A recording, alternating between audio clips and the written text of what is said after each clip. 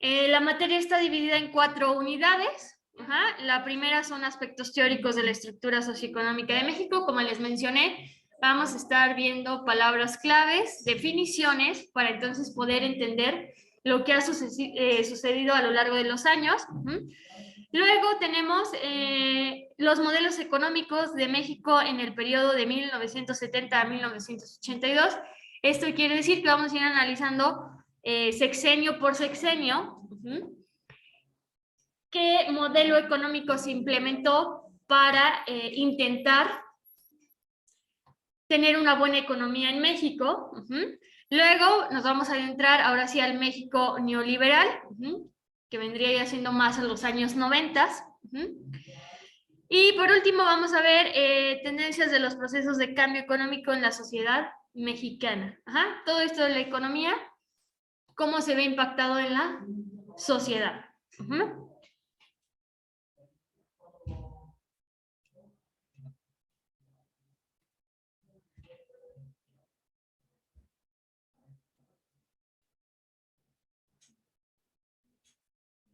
Y pues vamos a comenzar con la unidad 1.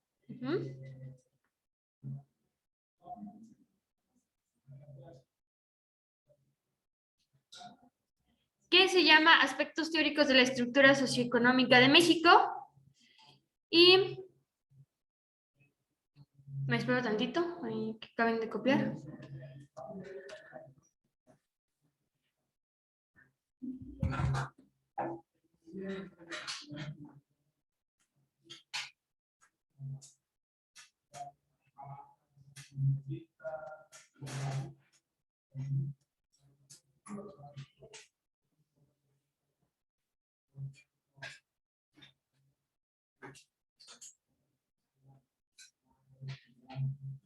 Y pues antes de cualquier otra cosa, vamos a analizar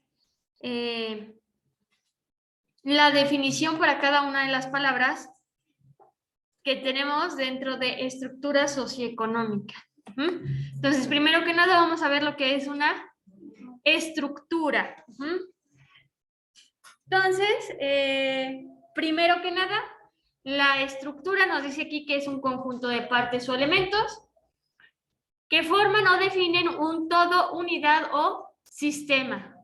Entonces, podríamos decir que la estructura es un sistema que está dividido en partes. Y podemos definir la estructura como cada una de estas partes que juntas forman a un sistema. Entonces, si hablamos de la estructura de un país, el país como tal sería el sistema, y hay distintas partes que forman todo este sistema.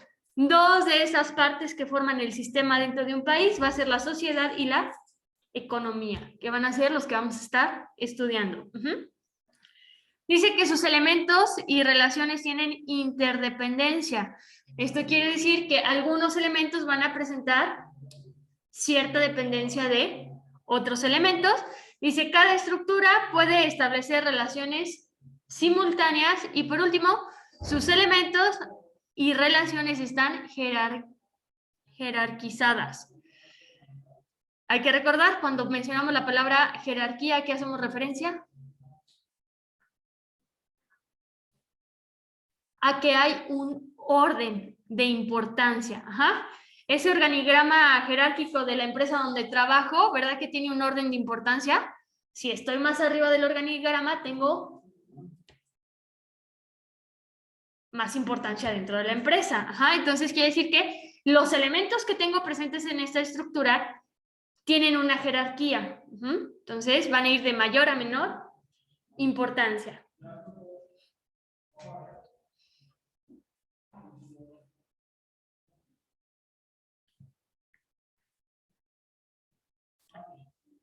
Y les decía que dentro de esta estructura tenemos a dos elementos. Hay más elementos, pero los que vamos a estar viendo en esta materia específicamente va a ser a la sociedad y a la economía.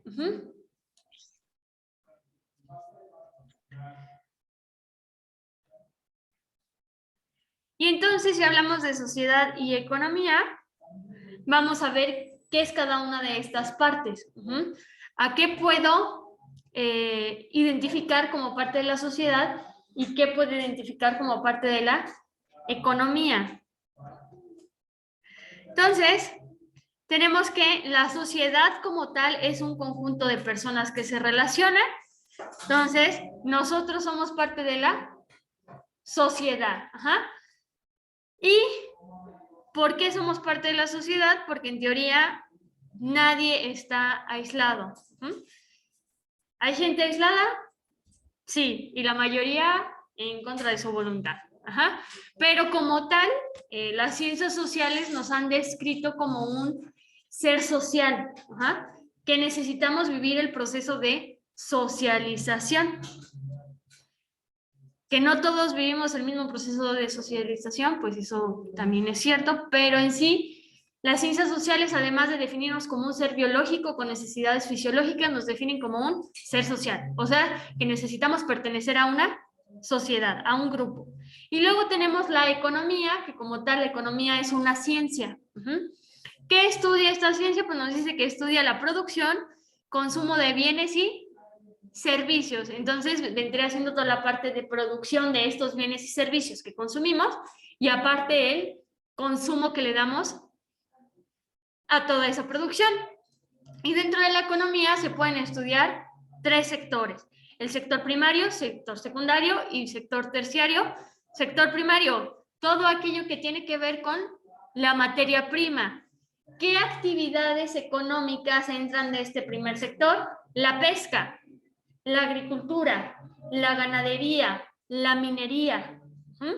Segundo sector, la industria.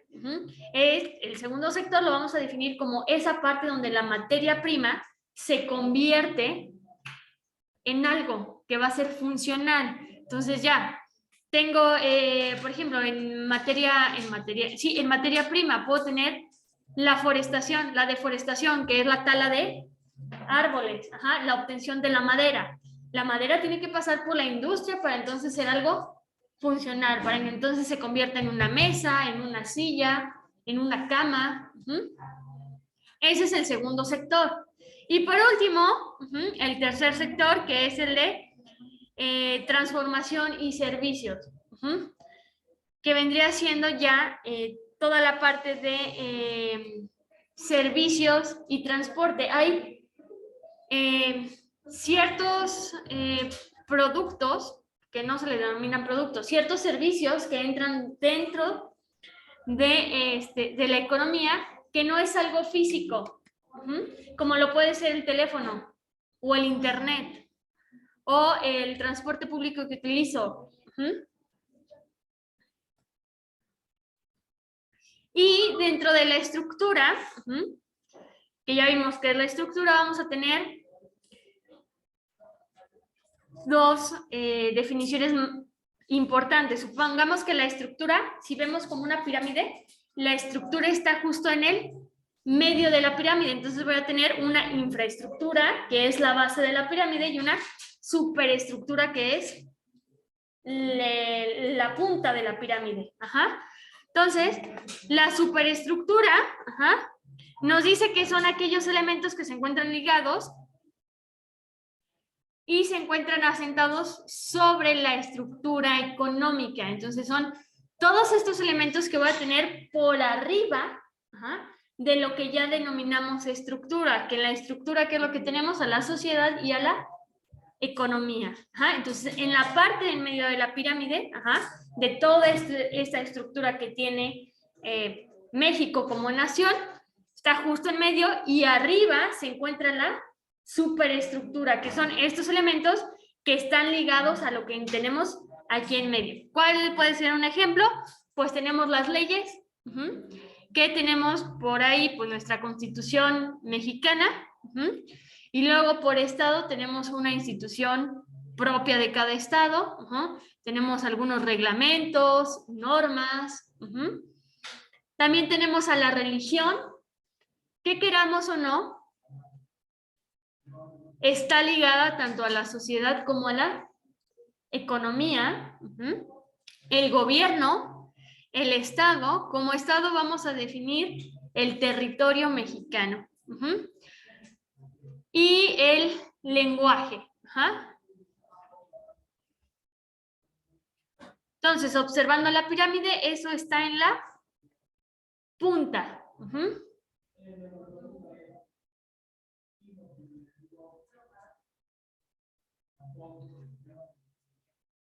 Y luego vamos a tener, pues, la infraestructura, que es la base de esa pirámide. Entonces, tenemos infraestructura, estructura, superestructura en la pirámide. Ajá.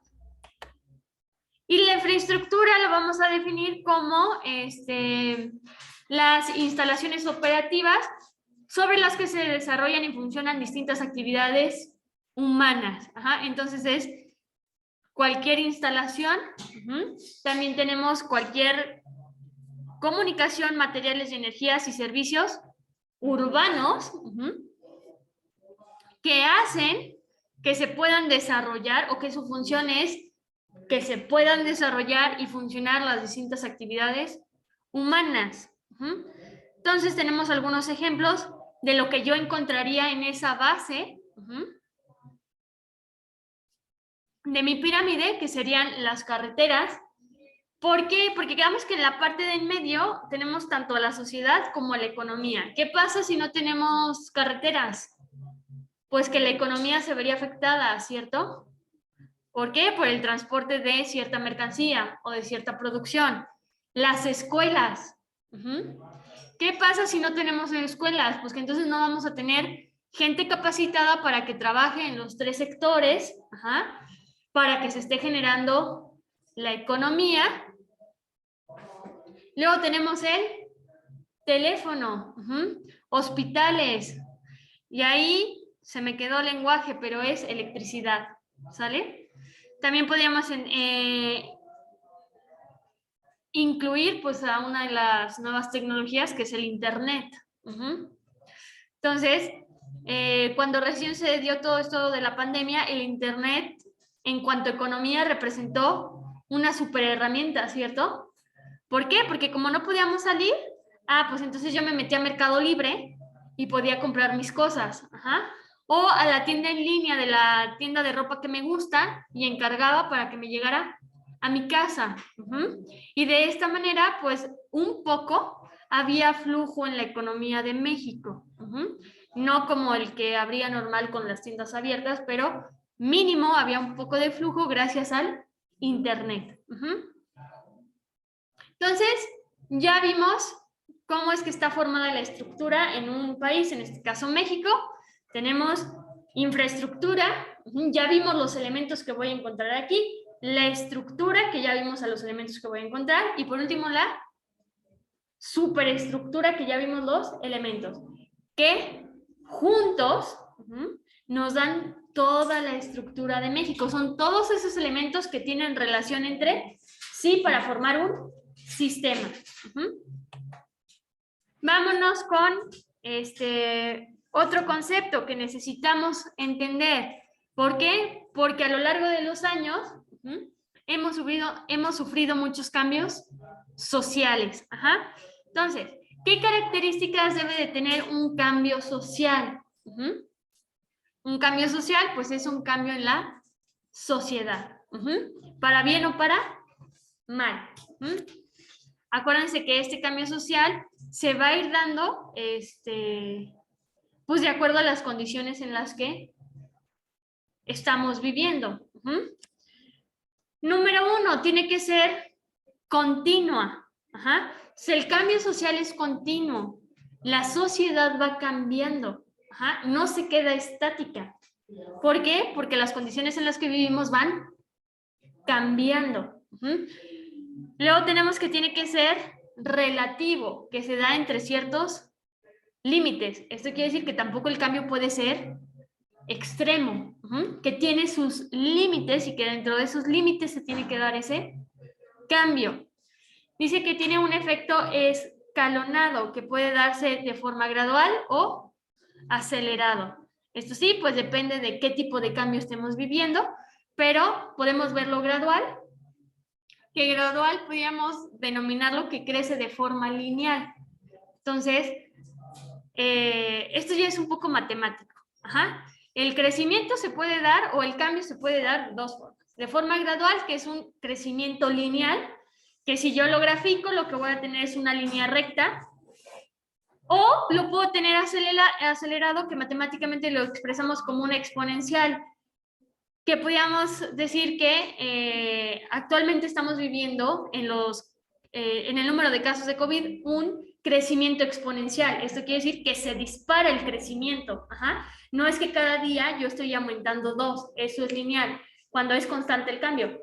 Hoy 2, mañana 2, mañana 2, el exponencial es ¡pum! Se dispara y crece, y el cambio se da de forma acelerada. Y nos dice que puede tener como resultado, pues, ciertas contradicciones. Entonces, va a generar también este cambio social contradicciones entre las partes involucradas. Y tenemos dos tipos de cambio, el coyuntural y el estructural.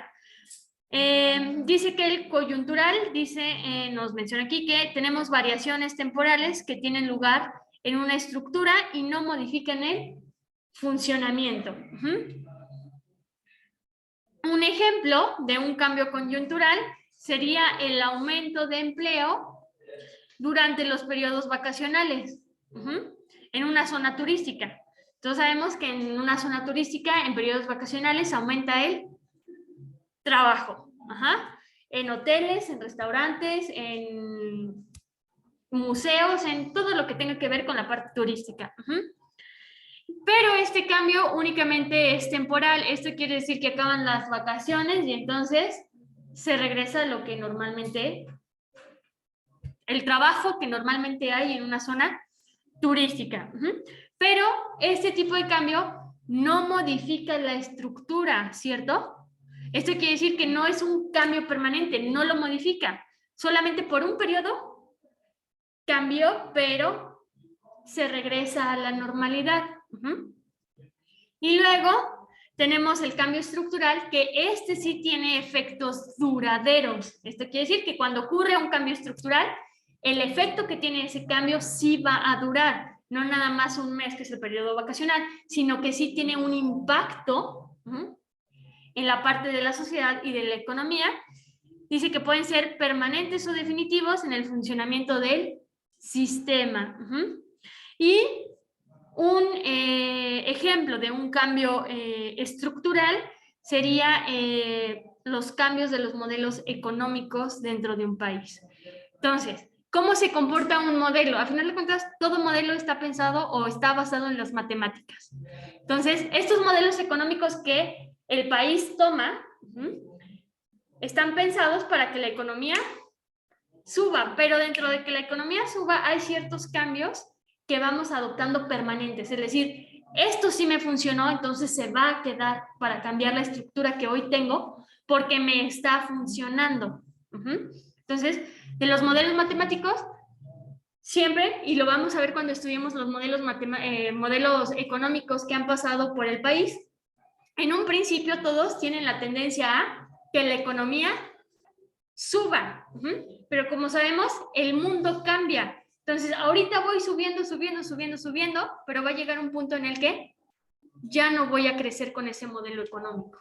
Ya llegó a su tope. Y entonces voy a tener 1 o 2 años que se mantiene constante y es cuando yo me doy cuenta de esto ya no me está funcionando. Me funcionó 6 años, me funcionó en mi sexenio, pero híjole, cambiamos, ya no funcionó, entonces hay que implementar un nuevo modelo económico para volver a subir. Entonces, esos son los dos tipos de cambio social que podemos tener. Coyuntural lo podríamos resumir a que no tiene un impacto permanente, ¿sale? O sea, sucede el cambio, pero después de 1 o 2 meses se regresa a la normalidad. Y el cambio estructural es cuando ese cambio sí tiene efectos permanentes en el funcionamiento del sistema.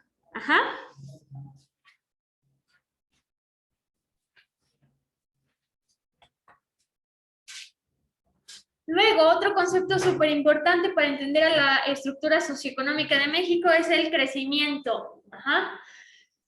Que eso ya va un poco por la parte económica. ¿A qué le vamos a denominar crecimiento? Pues vamos a tener que para que ocurra un crecimiento o yo pueda asegurar que está sucediendo un crecimiento, voy a aumentar mi producción de bienes y servicios en un periodo determinado, que a esto se le conoce en economía como el Producto Interno Bruto. ¿Han escuchado hablar del PIB?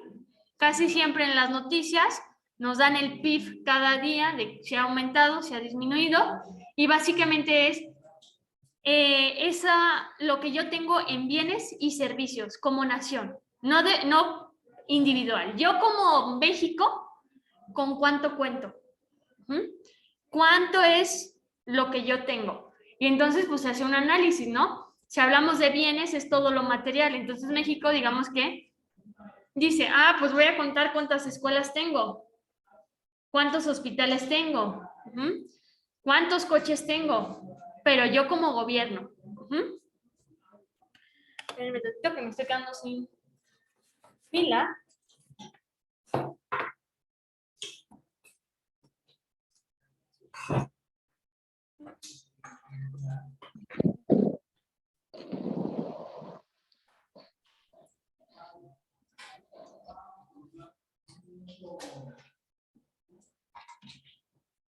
Y entonces, cuando yo estoy viendo un aumento en ese Producto Interno Bruto, cuando sí estoy aumentando, es decir, el año inicié con esto, con 10, y terminé el año con 15, ¿verdad que hay un aumento? Entonces, a eso le llamamos crecimiento económico. Como sabemos, pues no siempre se crece, a veces hasta se disminuye. Y pues a final de cuentas, otro tema que vamos a estar abordando ahorita, pues son los países subdesarrollados. México es un país subdesarrollado que tiende a sufrir este tipo de regresiones, a veces más fuertes, a veces como que no nos pega tanto, pero a final de cuentas, lo que se tiene que buscar es este crecimiento económico, que se aumenten esos bienes y servicios. Vuelvo a repetir, cuando hablamos de bienes y servicios es ¿con qué cuento? ¿Con cuántos coches? ¿Con cuántos hospitales? ¿Cuántas escuelas? ¿Cuántos parques públicos? ¿Cuántos centros de alto rendimiento para hacer deporte? Con todo eso lo voy a ir sumando. Y ¿qué es lo que puede impedir un poco que se dé el crecimiento económico? Pues fíjense, como sabemos, desde hace muchísimo, y por eso en algún punto se creyó que la población humana iba a desaparecer, porque a final de cuentas tenemos una capacidad de reproducción muy alta. Entonces la población crece muchísimo. Nada más comparen del año pasado a cuando se termine el 2021, 22, perdón, ya. ¿Cuánto va a crecer México? O a nivel mundial, la población. Entonces, en su momento no contábamos con la industria y entonces sabemos que crece más rápido la población que la producción que yo voy teniendo. Esto quiere decir que construir un hospital, ¿cuánto tiempo me va a llevar? Y en ese tiempo ya nacieron ¿cuántas personas? Entonces no se está teniendo realmente un crecimiento económico. ¿Por qué? Porque el crecimiento económico podemos decir que tenemos el Producto Interno Bruto per cápita, que per cápita es por cabeza.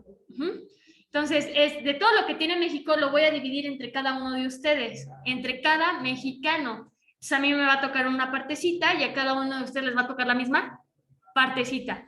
Y entre más aumente la población, menos me toca, ¿cierto? Porque hay que repartir entre más. Es como si yo quisiera repartir ahorita un pastel entre los 2, 4, 6, 7 que somos. Digo, pues hay 20 rebanadas, 21 rebanadas, entonces a cada uno nos tocan 3. Pero ¿qué pasa si juntamos a los del otro salón? Ni siquiera una rebanada nos va a tocar. Entonces podemos decir que este crecimiento de la población le pone límite a este crecimiento económico. Lo va a limitar porque entre más seamos, menos crecimiento vamos a ver. Por más que yo esté produciendo. ¿Por qué? Porque la producción crece más lento que la población. O aumenta más lento que la población. Y también nos dice que este crecimiento económico se puede lograr a costa de un excesivo consumo de recursos naturales que puede llegar a tener más efectos negativos que los beneficios. Entonces, a final de cuentas, para que tener un crecimiento económico, yo necesito esos bienes y servicios estarlos aumentando, ¿cierto?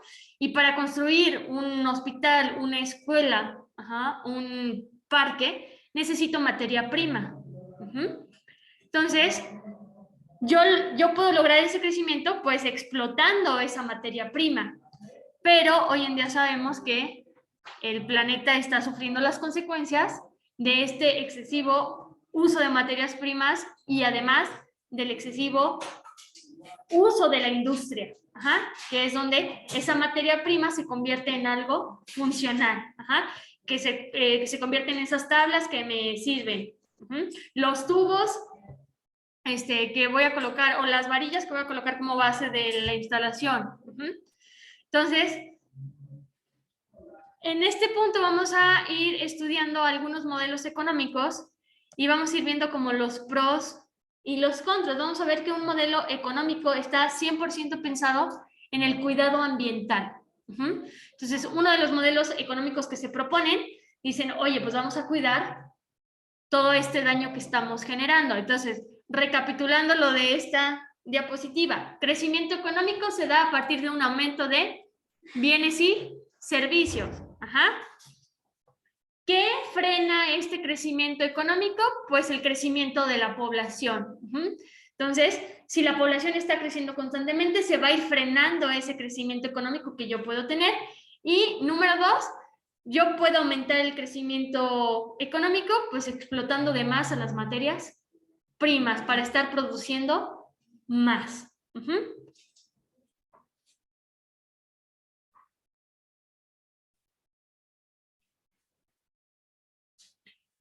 ¿Qué trae consigo el desarrollo económico? ¿O por qué todos aspiramos a este desarrollo, a este aumento de bienes y servicios? Porque ese aumento de bienes y servicios, ese desarrollo, sí se ve afectados en nosotros como población. Entonces dice que si yo tengo un buen crecimiento en el desarrollo económico, pues entonces voy a aumentar las condiciones de vida de la población. Esto quiere decir que todos los indicadores sociodemográficos que indican que yo tengo una vida de calidad en el país en el que vivo, muchos de ellos están relacionados con el crecimiento en el desarrollo económico. Si hablamos de un país que tiene un crecimiento en este desarrollo económico alto, hablamos de los países desarrollados, como lo puede ser Estados Unidos, China, Japón, a lo mejor algún país de Europa, donde la calidad de vida es mejor. Hay mejores oportunidades de trabajo. En muchos el sistema de salud es gratuito, y no me tengo que ir a formar a las 4 de la mañana para alcanzar citas, sino que a la hora que yo vaya van a recibir gratuitamente. Entonces, todos esos van aumentando mi condición de vida, mi calidad de vida. Entonces, por eso podemos decir que la mayoría de los países aspiramos a tener un buen desarrollo económico.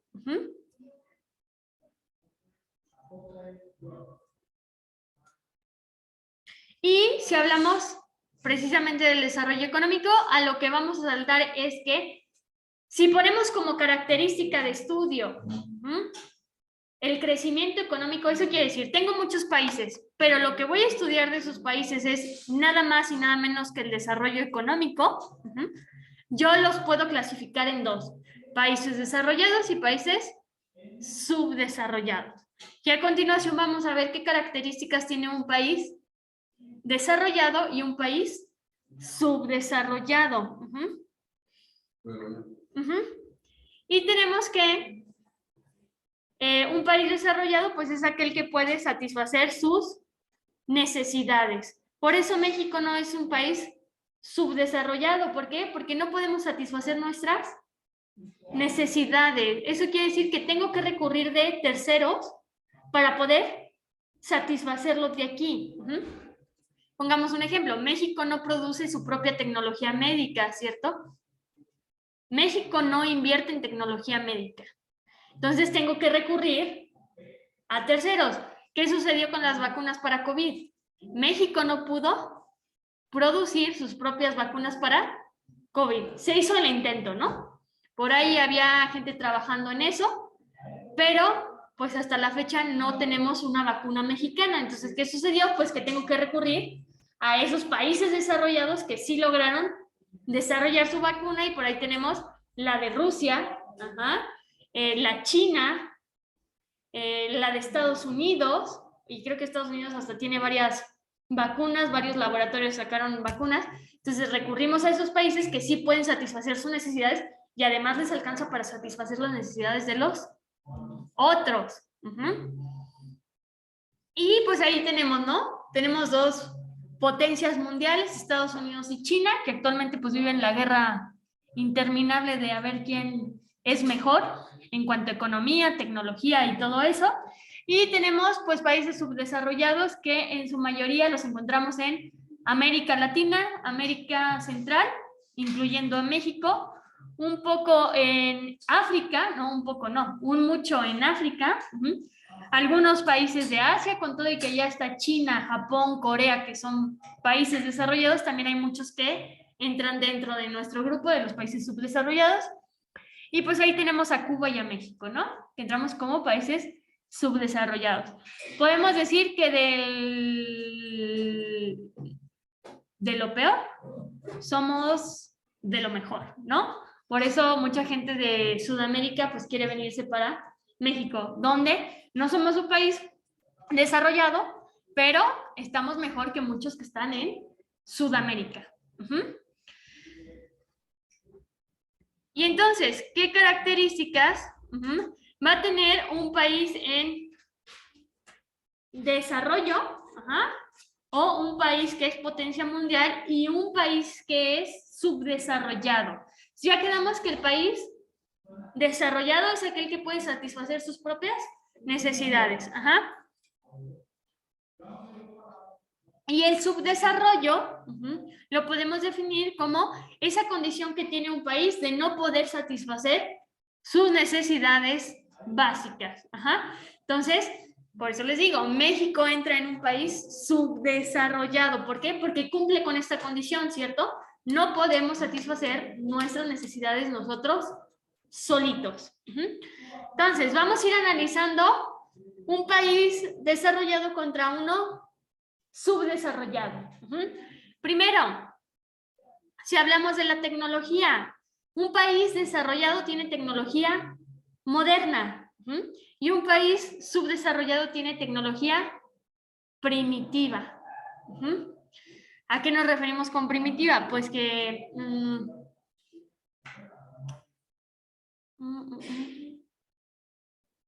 pues tecnología muy obsoleta. Una tecnología de hace 10, 20 años. Si ustedes se van a un hospital, va a ser muy difícil que encuentren tecnología actual. Todo el equipo médico es obsoleto y casi siempre de segunda mano. Esto quiere decir que Estados Unidos hace 5 años desarrolló un monitor de signos vitales, que son estas cajitas donde vemos muchas señales médicas. Desarrolló un super monitor de signos vitales, pero para hoy ya desarrolló uno todavía mejor. Entonces Estados Unidos se queda con sus nuevos monitores y los viejitos los pone a la venta. Y entonces los países subdesarrollados es cuando aprovechamos. Pero estamos hablando que es bien difícil encontrar tecnología moderna aquí en México. Pues lo podemos observar en la parte privada, porque en la parte privada pues, sí se mueve dinero. Ajá. Si yo voy a la Bene, puede ser que me encuentre con tecnología, o al Hospital Lomas, que es parte del sector privado, pues puede que yo encuentre tecnología más moderna, pues porque ahí sí hay dinero, ¿no? Ahí sí se le cobra a la gente que va por los servicios médicos y pues sí hay dinero para sustentar. La parte pública, pues podríamos decir que lamentablemente el gobierno no ve como prioridad al sector salud. Ajá, entonces no se le da tanto recurso. Y otra característica cuando hablamos de tecnología es que los países en desarrollo tienden a invertir dinero en la tecnología, por eso tienen muy buena tecnología. Y los países subdesarrollados, como no tenemos tanto dinero, pues prefieren invertir en otras cosas antes que en tecnología y ciencia. Segundo punto a considerar, la producción industrial es dominante. Cuando hablamos de una producción industrial dominante, hablamos de que trabajan más con la industria. La parte de la tecnología, los alimentos, entonces ellos producen rapidísimo. Y cuando hablamos de un país en desarrollo, pues tenemos producción primaria. Nuestra producción está basada más en